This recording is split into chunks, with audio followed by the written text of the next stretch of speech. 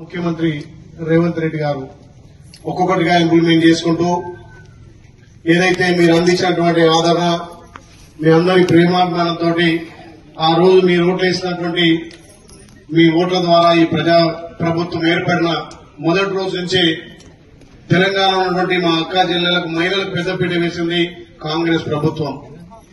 ఏ scheme తీసుకున్నా మహిళల పేరు మీద తీసుకుంటే ఆ ఇంట్లో మహిళలు ఆ ఇల్లును చక్కదిద్ది ఆ ఇంట్లో పిల్లలకు చదువు చెప్పి సంసార బాధ్యత ఎక్కువ మహిళలకు పట్టింపు ఉంటుందనే ఉద్దేశంతో తల్లి సోనియమ్మ దీవెనతోటి మన ప్రియతమ నాయకుడు మన రాష్ట్ర ముఖ్యమంత్రి యనమల రేవంత్ రెడ్డి గారు ఒక్కొక్కటిగా ఇంప్లిమెంట్ చేసుకుంటే గెలిచిన మొదటి రోజునే అక్కా జిల్లాలకు ఉచితంగా ఆర్టీసీ బస్సుతో పాటు 10 లక్షల ఆరోగ్యశ్రీ పథకం కూడా చేపట్టినాం. అదేవిధంగా మహిళలకు 500కే గ్యాస్ ఇవ్వాలని చెప్పి ఆ రోజు నిర్ణయం తీసుకున్నాం. అక్కడక్కడ కొంతమంది మహిళలు మాకు 500 గ్యాస్ వస్తలేన్నారు.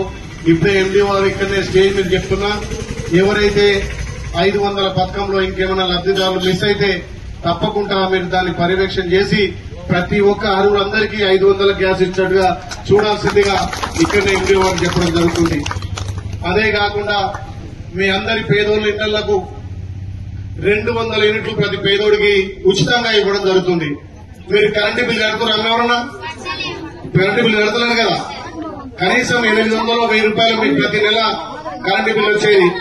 పేద ప్రజల కోసం 200 యూనిట్లు ఫ్రీ కరెంటు ఇవ్వాలని చెప్పి ఈ ప్రభుత్వం నిర్ణయించుకుని, అదే కాకుండా మనం ఇచ్చినటువంటి హామీలలో ముఖ్యమైన 4 హామీలు ఇప్పటిదాకా అధికారులు గాని మన ప్రజాప్రతినిధులు గాని మీకు చెప్పినట్టుగా ఇందిరమ్మ ఆత్మీయ భరోసా అంటే ఏదైతే గ్రామంలో భూమి లేని నిరుపేదలకు గత ప్రభుత్వాలు భూమి ఉన్నోళ్ళకే డబ్బులు వేసింది, ఇప్పుడు భూమి లేనోళ్ళకు కూడా డబ్బులు వేయాలి.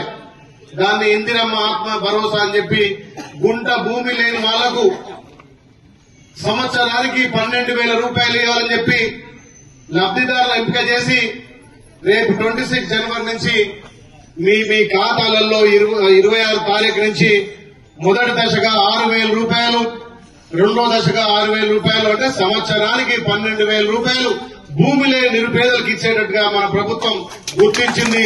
దాంతో ఈ ధర్మారంలో 28 మంది లబ్దిదారులు ఎంపికయ్యారు. ఆ 28 మంది కూడా ఇక్కడ అధికారి చదివి చెప్పడం జరిగింది. ఇంకెవరైనా భూమి లేక అందులో పేరు రాకపోతే ఈ రోజు మీరు పేరు నమోదు చేసుకోవచ్చు. 26 తారీఖు దాకా నమోదు చేసుకోవచ్చు. తప్పకుండా భూమి లేని వారందరికీ కూడా ఇందిరమ్మ ఆత్మీయ భరోసా అందిస్తామని చెప్తున్నాం. అదేవిధంగా రైతు భరోసా, గత ప్రభుత్వాలు రైతు భరోసా కింద రైతు బంధు కింద 5,000 ఇచ్చేది. మన ప్రభుత్వం సంవత్సరానికి 12,000 రూపాయలు ఇస్తున్నాం. అదేవిధంగా గతంలో కొండలకు గుట్టలకు వావులకు వెంచర్లకు ఇప్పుడు మీ ధర్మారంలో సుమారు 55 ఎకరాల 32 గుంటలు గతంలో వ్యర్థంగా ఇచ్చారు. అంటే ఇండ్ల జాగకున్న భూమి రియల్ ఎస్టేట్ వ్యాపారమైన వాగు పైన ఇచ్చారు. ఒక్క మీ తుర్కాపల్లి మండలంలో గత ప్రభుత్వం ఇచ్చినటువంటి దుబారా ఖర్చు 3,92,00,000 రూపాయలు ఆ కొండల గుట్టలకు ఇచ్చారు.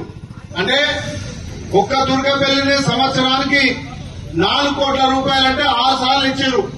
6 4 24,000 కోట్లు దుబారా అయింది. మరి ఆ 24 కోట్లు దుబారా ఎందుకు కావాలి? భూమి లేని వాళ్ళకు కూడుకోవాలని చెప్పి మన ప్రభుత్వం ఆ దుబారం తీసేసి ఆ లేఅవుట్లకు ఇచ్చే పైసలు తీసేసి ఇలా భూమి లేని వాళ్లకు ఇందిరమ్మ ఆత్మీయ భరోసాలు ఇస్తున్నాం.